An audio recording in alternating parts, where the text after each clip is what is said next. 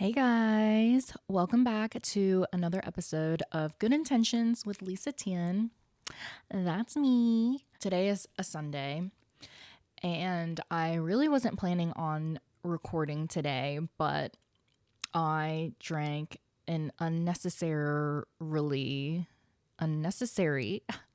amount of caffeine. So here we are. I kept fidgeting and couldn't decide if I wanted to watch this show, but then also what show do I want to watch? Do I want to watch this show? Do I want to find something else? Blah, blah, blah. I couldn't decide if I wanted to eat these snacks. Should I wait? Do I want to read? Do I want to film an episode? Not really, but I kind of just felt like I should do something. So here I am. This episode, I want to talk about self-love. And what does that mean? Because I had a wonderful weekend. Again, what did I do? Oh, I just happened to have like Friday and Saturday off because I didn't have clients. So spent a lot of time with myself, gym, this, that, or whatever. And then on Saturday was one of my homegirl's birthday. So I went over to her house to celebrate with her. And that was absolutely so much freaking fun. And maybe it's like ADHD where we hyperfixate on things, but I always go on a tangent on like Snapchat stories or whatever. It ebbs and flows. So like when I'm on the tangent, I am continuously posting stories. I just can't stop. So when I got home from the party, I don't know, I'm just in my element. Like we were playing beer pong. Oh my God. Also, I already showed, but like, look at my nails. They look amazing. My cousin did them. Slay. Anyway, I was 6-0 playing beer pong. There was one game where, I don't think we really lost because we were down 1 cup to 1 cup. And this girl out of nowhere decided she was going to call a celebrity shot, and her boyfriend came in and made a shot. And then everyone decided that's game over. And I'm like, I don't count that as a win, but whatever. So I'm just going to go ahead and say 6-0. I played 7. I'm not even going to count that game. Anyway, that was the best I've played like ever. And I don't even know how, but so that music, eating, drinking, just being around people in general, like that was just so much fun. So again, when I came home, I'm reflecting as I always do now that I'm living this current life versus the past life with my ex-husband, just feeling so much love and admiration for myself, and not in a conceited way, but just being unapologetically myself again. I don't care if you label me as crazy or wild or whatever. I am now realizing maybe that's just the ADHD part where I am impulsive and I say things, not mean things, but like, I don't know, like the way I pronounce things, I'm just random. And it makes people laugh, and it makes me laugh. And that's just how my brain is. I'm just very expressive, although I can be very quiet, depending on if I have social anxiety or not, which is also a thing. But I am just posting stories and just joking about how I am obsessed with myself. I mean, jokes, but not jokes. And whatever, one may watch and think, oh, she's like too into herself. Not in a J-Lo way, but hey, I'm not hating on J-Lo. I'm not like a diva or a bitch, or I try not to be judgmental. But self-love, what does that mean? That means loving yourself. What does that mean? That means seeing you for who you are and loving every piece of who you are, whether you want to or not. The pieces that you don't want to love, ask yourself why. And is it something that you want to change? Is it something that you can change? Is it something that you really can't accept? And ask yourself why you can't accept that. I feel like we should absolutely accept who we are. Strive to be better. Change if you want to change. But again, off of the last video, don't stay stuck where you are and then hate that you're stuck, right? So like if there's something that you want to be different, then take the action to do so. So self-love. There was a time in my life where I did not like myself at all, and it was because of the childhood traumas, being sexually abused and stuff like that, where I just always wondered, like, why did that happen to me? You know, like, why me, that victim mindset? But once I kind of just processed everything and just accepted that that was just something that happened, it's kind of shitty. I went through this phase where it was shocking to me when I did meet someone that wasn't sexually abused as a kid. And honestly, that is pretty insane. Like, to have that be the normal, because a lot of people that I did meet did have a history of sexual abuse as a child. So when I met someone that didn't, I'm just like, what? That's so crazy. That's so wow. You know, but again, it is just something that happens. Unfortunately, I honestly don't know. I'm not saying that I love that that happened, but I'm just saying I don't know who I would be today if all of those negative things didn't happen. Like I would be actually completely different. Anyway, self-love. That really means taking a good, hard look at yourself and truly believing that you are worthy of love because you love yourself. And you know, people always say, if you don't love yourself, who would? That I feel like is true. Some people I feel like are lucky where maybe they haven't really found that self-love and they meet someone and that partner is able to help them grow. Like you grow together, and that's absolutely wonderful. I love that.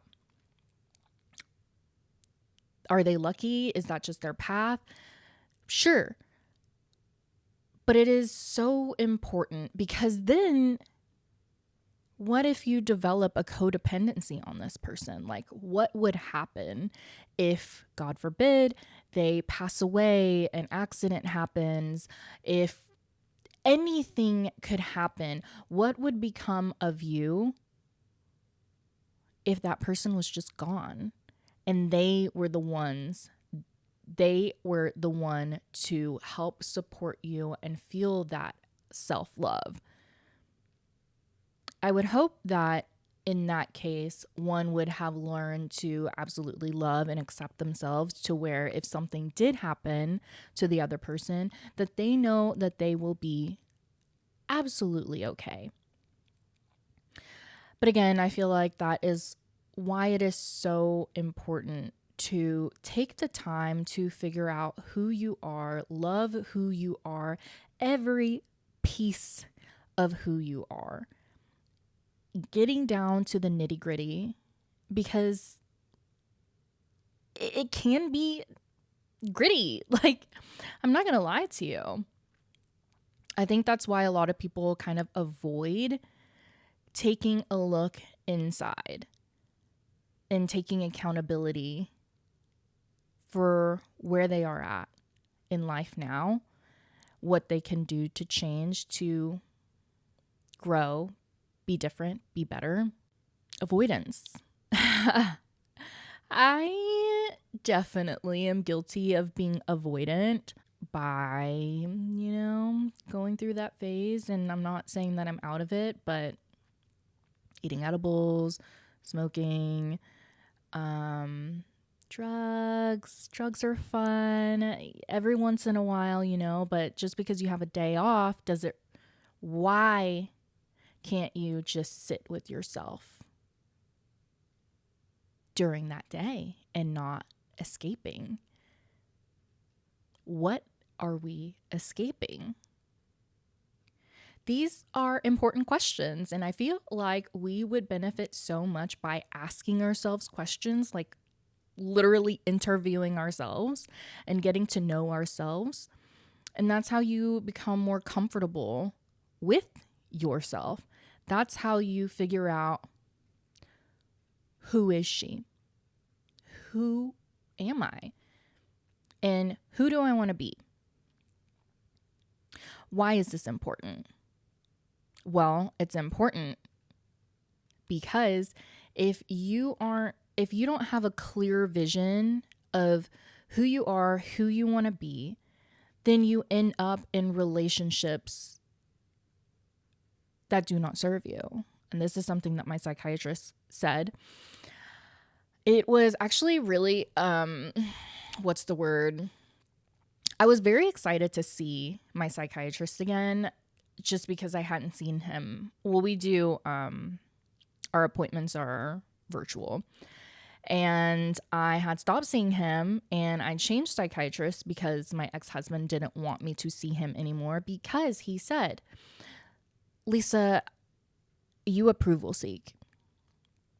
And I feel like you are getting medicated for things you don't need treatment for. And I'm wondering when you're going to realize that. He and the second psychiatrist, all the mental health professionals, were pointing to the ex being the issue in my life and not me, not the ADHD. Well, again, taking accountability, yes, my issue was not realizing that and seeing that. So the second psychiatrist that I saw, she basically said the same thing. After like 1 or 2 sessions, she was like, okay, so it sounds to me like you're just getting treated for your husband. Like, is the ADHD affecting your life at all? It doesn't sound like it is. And honestly, if he doesn't want to go to therapy, that's fine. But I highly suggest you go back to therapy and work on self-worth. And I remember when she said that, I was like, I have self-worth. But maybe I could work on that. Like, I was just very confused on what that meant, because when you are in these situations, you don't get it. Like, you just don't get it. Nothing sank in because I did not get it. Point blank, I did not get the fact that I deserved better. And just because I love this person doesn't mean that I should stay with them, because they are treating me poorly. And it doesn't matter what they say about how they are treating me, the excuses, this, that, or whatever. It is just the facts of what is happening is not okay, and I should not tolerate it. Why? Because I deserve better. That is self-love. That is self-worth. I'm hoping I'm not being too repetitive with all of my episodes. At some point, maybe we can move on from the narcissistic ex-husband. But anyway, tangent. When she said you should go back to therapy and focus on self-worth, I was like, yeah, okay, yeah, that sounds good. I should go back to therapy. And I remember I did go back to therapy in secret, actually, because he did not want me to see my therapist. Why? Isolation, like I talked about in the last episode. And how did that work? That worked because they are salesmen, they are conmen. They can sell you on their perspective of reality, which is false. I think some of them are aware that it's false, and some of them really believe in that false reality because they can't. Their egos are just so big that they can't believe anything else, because then if they If they believe anything else that isn't their reality, then they have to admit that they're actually pieces of shit and that they have to do things to change and get better, right? They're just so self-centered that woe is me. Everything is happening to me. Why can't you do this for me? I'm doing all of this. I'm blah, blah, blah, blah. Like, whatever. Whether you're a narcissist or whatever, just angry, controlling, manipulative people. So I saw my therapist. It was a virtual appointment. And I can't remember if I actually told her that I'm doing this in secret or not, but I had been seeing her for just about this, probably the same amount of time that I had been seeing my ex.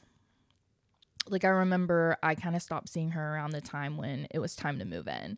And she even said, so in this secret appointment, she said, okay, this to me seems to be more than just him being an asshole issue. It seems to me that this is more than, yes, him being an asshole. This is more than anxious and avoidant. Like, this is not a situation that is okay. And I remember having a meltdown, crying, because I was just like, I feel like I'm stuck. Like, I feel like I'm stuck. Like, I am just like, this is destined. And I can't do anything to change it. That is false. That is false. That is not true. Because you can change anything that you want to. If you want to, you can change it. You are not destined. You are not stuck. You can remove yourself from any situation. You just have to be brave enough to do it. It's going to suck. Okay? But that suck is just temporary. We actually saw another therapist, rapid resolution therapy. She's more like spiritual. They kind of help you.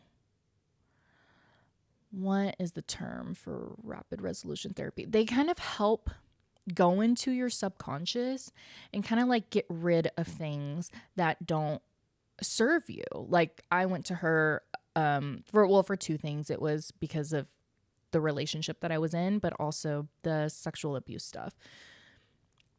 So they kind of just help you reframe your mindset and just get rid of things, right? So I had my first session with her.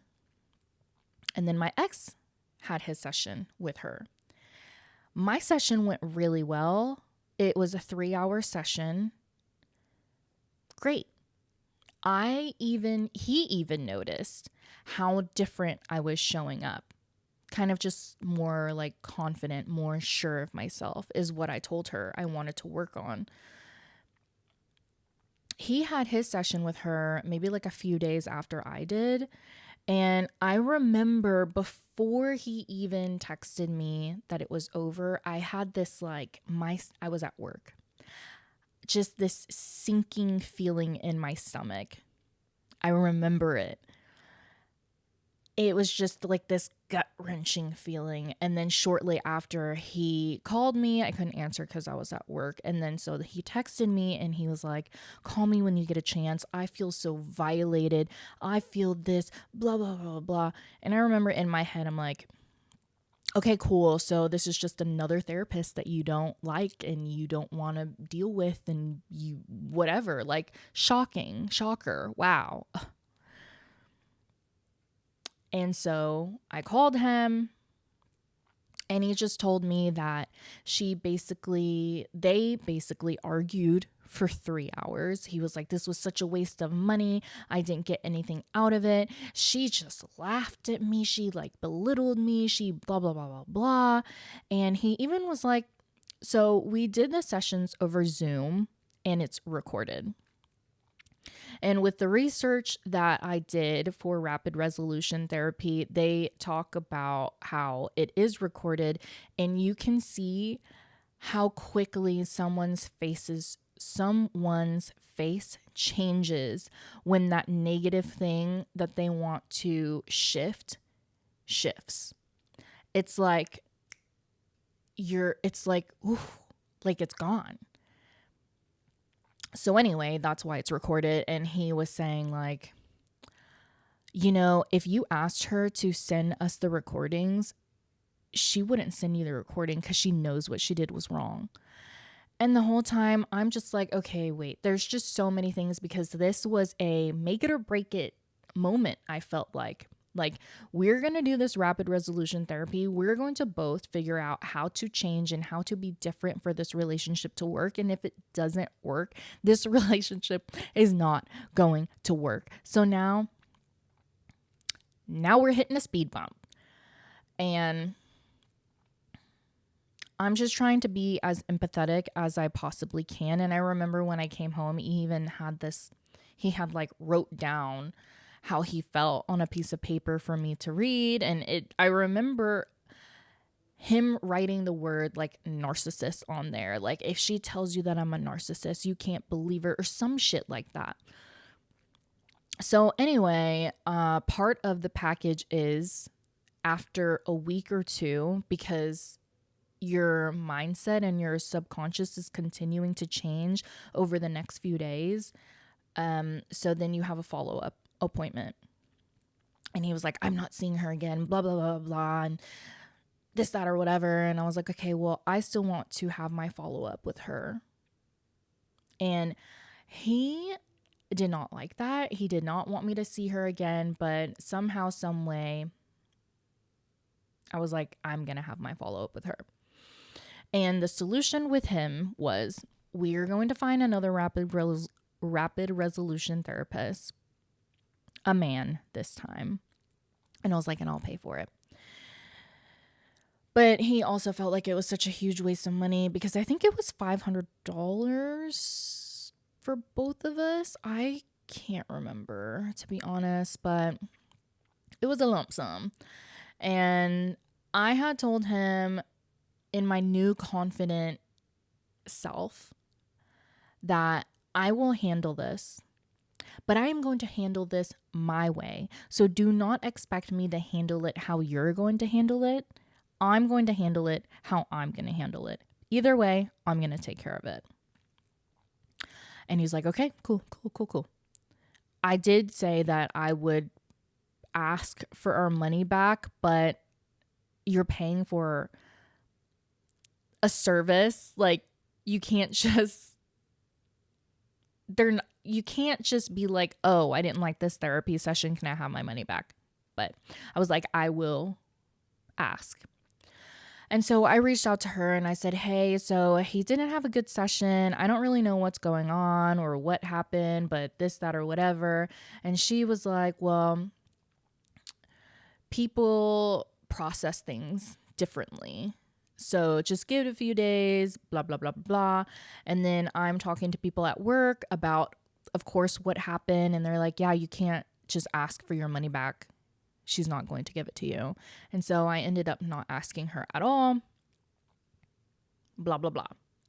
And I remember going home that next day after trying to handle it my way and discussing with my coworkers, then deciding I'm actually not going to ask her for our money back.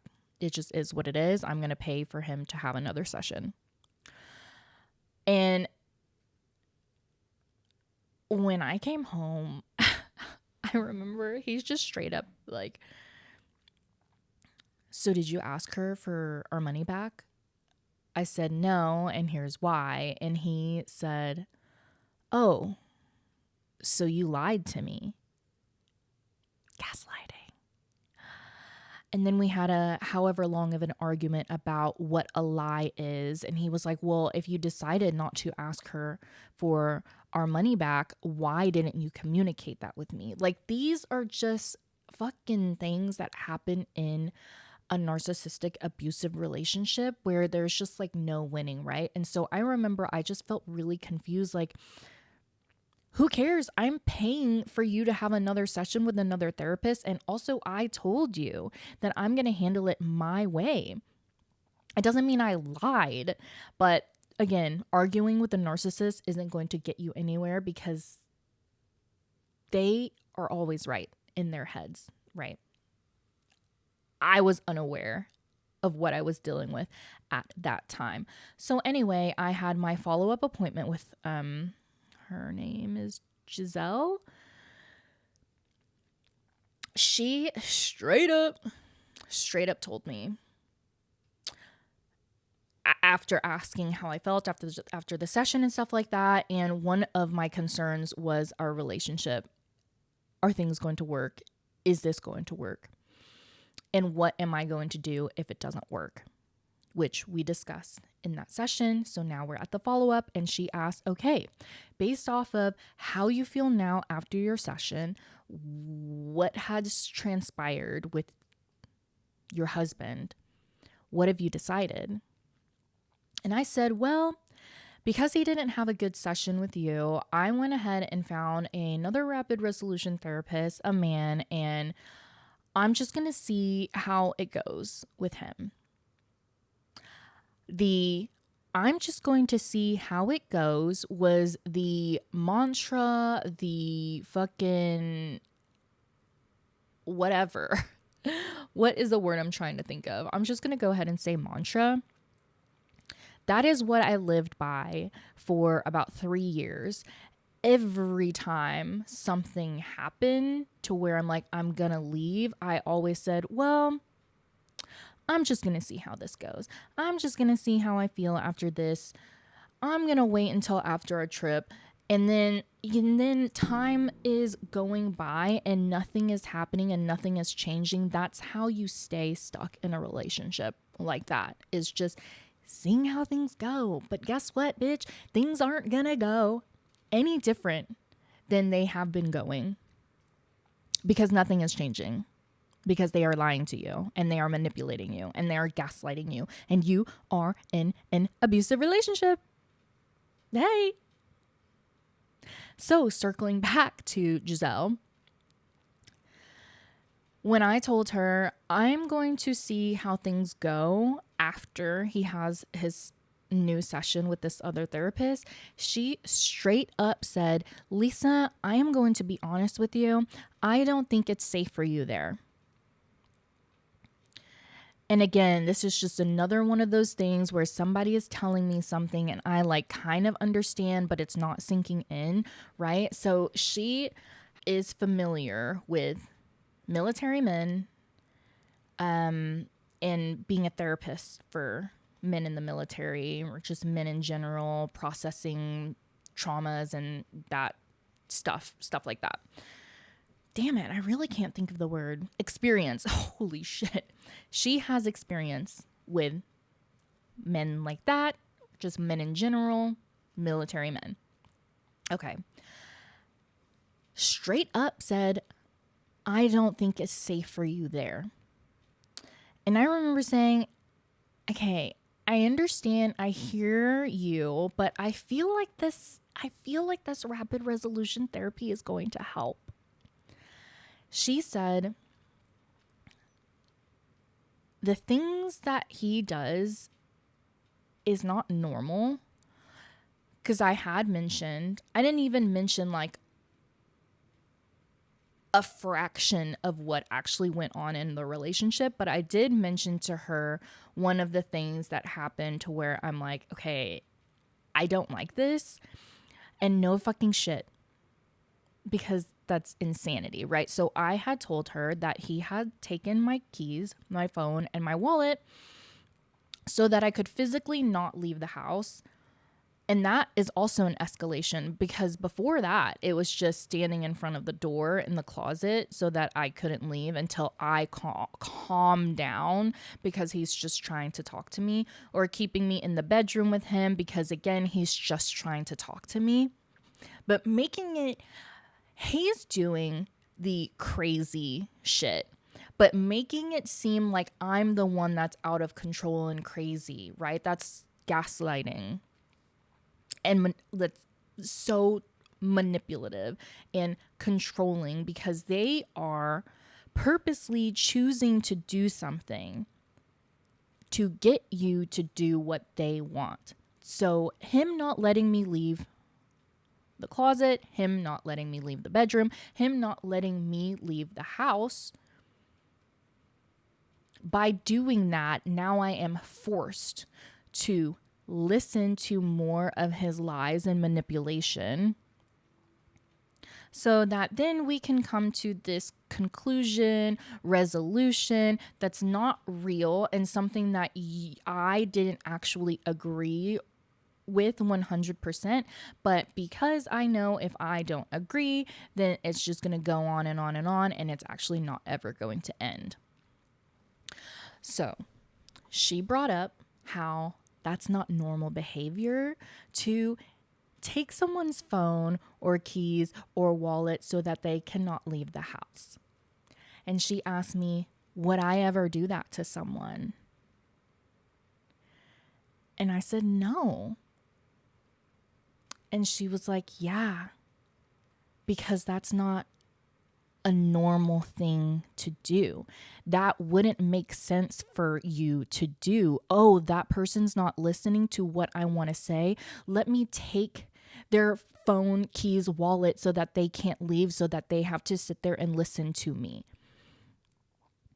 But in that moment, when she's explaining to me that she doesn't think it's safe, I'm still like, la-da-da-da-da, like, I get it, but also it doesn't really make sense. Like, none of this is sinking in, but I see it so clearly now. It's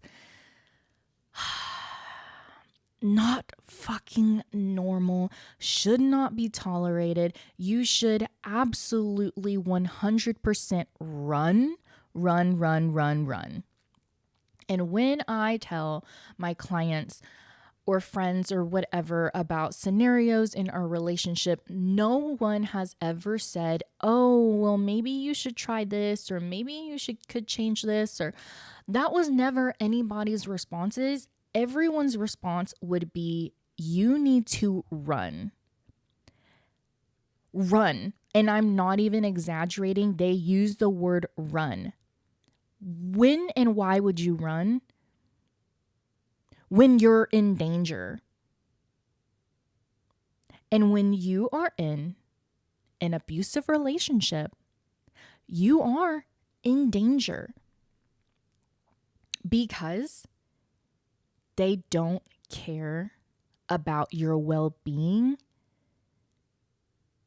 and they will do whatever it takes to get what they want. And that is the danger. I'm pretty sure I've already mentioned this, and really, I hope I am not being repetitive.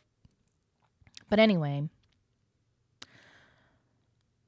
me sinking in all of that information on my follow-up appointment, I'm just like, okay, like, I get it, but also, I don't know, I'm just gonna see where things go. And I can't remember in what month that happened. I want to say that happened of like spring of last year or something like that. I could be wrong. But anyway, I continued to stay for like definitely at least a whole nother year, maybe another year and a half. Again, I'm fuzzy on the timeline. But that also an example of why I'm just going to see how this goes. Not helpful, not beneficial, not conducive to anything. It doesn't work. You have to make a decision and follow through with that decision if you want anything to be different. Otherwise, it's not going to be different. So that applies to if you want to leave a relationship or if you want to change and be different, better, grow, whatever. So we're going to circle back to self-love. A lot of my clients actually have been in abusive relationships as well. And I remember it was so like back and forth, like me wondering if these people also have whiplash as much as I have whiplash, because it would be, they would come in for an appointment we're arguing, this is happening, blah, blah, blah. I'm not happy. I want to leave, blah, blah, blah. And then the next time they come in, whether it's in 4 weeks, 5 weeks, 6 weeks, 12 weeks, oh, well, things are actually going really good and blah, blah, blah, blah. And then the next appointment they come in, oh, well, now we're arguing about this and blah, blah, blah. And it's this, that, blah, blah, blah. Like, it's a cycle, because that's what happens in abusive relationships. So you have to be aware that there's a cycle happening. And the cycle is basically the same, how it works. And I wish I would have done research because I can't quite remember the actual cycle of like the different things that narcissists do in a relationship, but it's love bombing. I forget the term. Love bombing to get you, and then devaluing stage. So like the up and down and the up and down and the up and down. And there's several more things in the cycle, which I will do research on. So whenever I do a specific episode about narcissists, I'll have that information for you. But yes, it's love bombing, devaluing. And then there's also a hoovering phase where whenever you are trying to leave, they will do anything in their power to get you back, lie, manipulate some more, but they don't actually mean it. They don't mean what they say. They are just saying whatever to keep you because you are a supply to them. They are vampires, soul-sucking vampires. This is not love. Abuse is not love. And I want everyone to be aware of that, because I feel like everyone deserves a loving, kind, compassionate, caring, sweet, gentle love. And there are a lot of people that I know that are in relationships like this. Also, obviously, I was one of those people, but it really just breaks my heart when I know someone who is so full of fucking light and love, and they are just being sucked dry or getting their hopes up for a relationship that is never going to actually work the way that it should, where they are constantly going to be hurt by this person. And it hurts me. And this is my intention, my purpose, I feel like, is to shed light on what is going on what can happen when you don't have love for yourself. Because when you don't have love for yourself, one, you're vulnerable. And two, when someone just gives you little breadcrumbs, you think that, oh my God, that's a whole fucking mountain. This person actually cares about me. And then you get sucked into a relationship with them, but they really don't give a fucking shit about you. And now you're stuck because you don't love yourself enough to say, hey, I deserve better than this. So I'm going to leave because you're going to stay, because you have this mindset of like, oh, pick me, pick me. I'm still guilty of that. But awareness, okay? Awareness. Like, there's this guy that I'm very aware. I don't even want to be with him, right? But he is one of the most unavailable and traumatized. And of course, trauma bond alert. Like, so the growth for me is realizing that this person has his traumas because he's already shared that with me. The growth is realizing that, oh, that's not my responsibility to help this person at all whatsoever. That's on them. If they want to help themselves, great. Like, that's not my job. But also, I think he is so fucking sexy. But anyway, awareness, key. So being aware and growing step by step by step. I personally feel like I'm getting on this point and hopefully staying there and continuing to just climb up this ladder of where I'm a fucking bad bitch. I feel like I am a baddie. I feel like some type of way about myself, and I attract.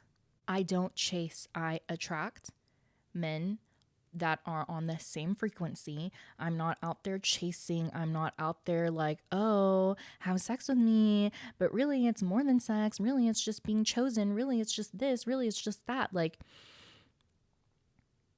we deserve so much better. We truly do. I believe it. And I hope you guys can believe that as well. And this is obviously not just for women, definitely men as well. Like, love yourselves, be confident in who you are, love every aspect about who you are, what you bring to the table, and know that you shouldn't settle for fucking breadcrumbs. You shouldn't settle for half-assedness. You should be treated like a queen and a princess and whatever the fuck, because you deserve that.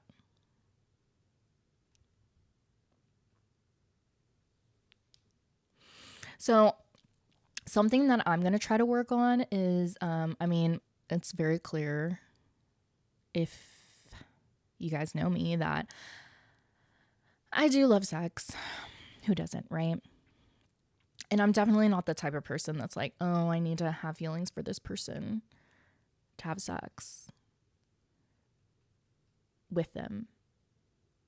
But I am also aware of the desperado energy that I can put out sometimes when I am talking to these guys that I'm never actually going to meet.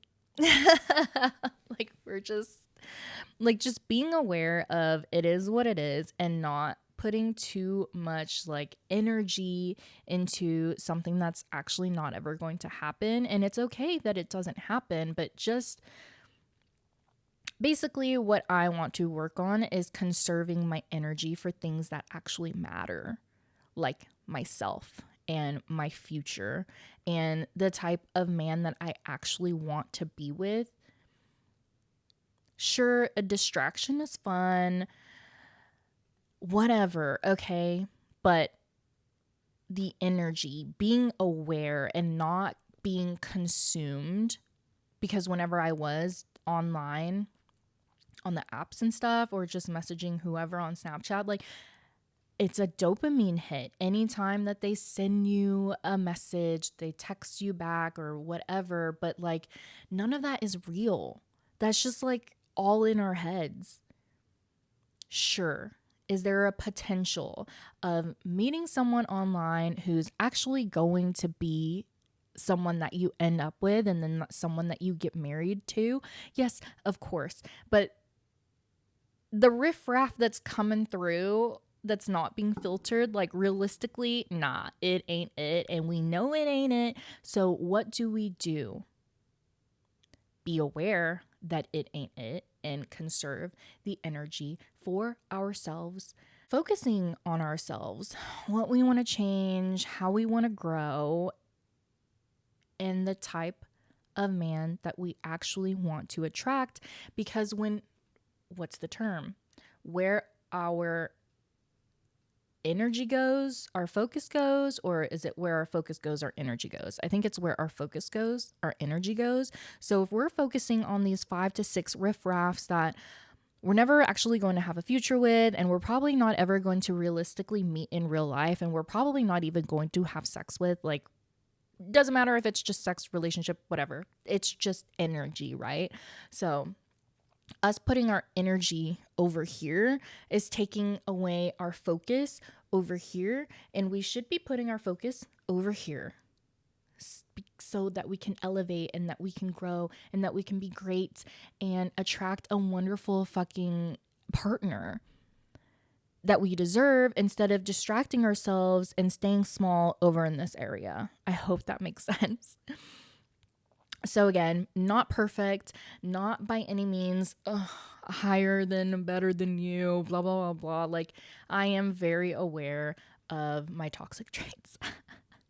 But awareness is key, and choosing to do something different, making a different choice, is growth, baby. Yes. So I'm going to leave it right there. Where your focus goes, your energy goes. So ask yourself, where do you want your energy to actually go? Do you want to stay stuck and small and distracted? And for what? For time to just go by, and next thing you know, it's a year from now and we're still exactly where we were? Or do we want to focus our energy over here where we can grow and continuously go up this ladder, and we feel amazing and we're fucking doing the damn thing and we feel productive, we feel wonderful, we're loving ourselves, we're working out, we're shifting, we're changing, we're growing. And now, because we're this elevated, vibrating at a higher frequency, we are attracting that same kind of energy of the opposite sex, or, well, not just the opposite sex. So we're attracting that partner. So we are being who we want to be. And now we have that partner also. Because another thing that I realized when I was just like fucking wasting time distracting myself on the apps was like, I'm not even where I want to be right now. Income wise, where I'm at, career wise. I just moved to a new salon, so I'm like rebuilding my clientele and stuff. And I'm like, okay, I'm not even who I want to be. Also, I just had surgery, so it was like, okay, I'm eating out. I'm not meal prepping. I can't go to the gym. Like, I am realizing that I am kind of vibrating at a lower frequency in my head. So I'm not even who I want to be. So what kind of person am I actually going to attract when I'm not who I want to be? Someone that I really don't want to be with, but because I'm not who I want to be and I'm distracting myself, now the two of us are intermingling, and then we're just going to be like ambivalent and have no goals and have no like whatever intention, and we're just wasting time. So let's cut that shit out. Let's focus our energy on where we actually want. Be aware, be conscious. Focus truly on ourselves, loving ourselves. Who are we? Understanding and knowing who we are, like we're our best friend. That's all I've got, baby. Thank you for listening. Hopefully it wasn't a fucking tangent, because I am like super, super caffeinated and my brain is like, don't even know. Anyway, thank you guys for listening. Y'all are beautiful. You guys are amazing. Love yourselves. I love y'all. Bye.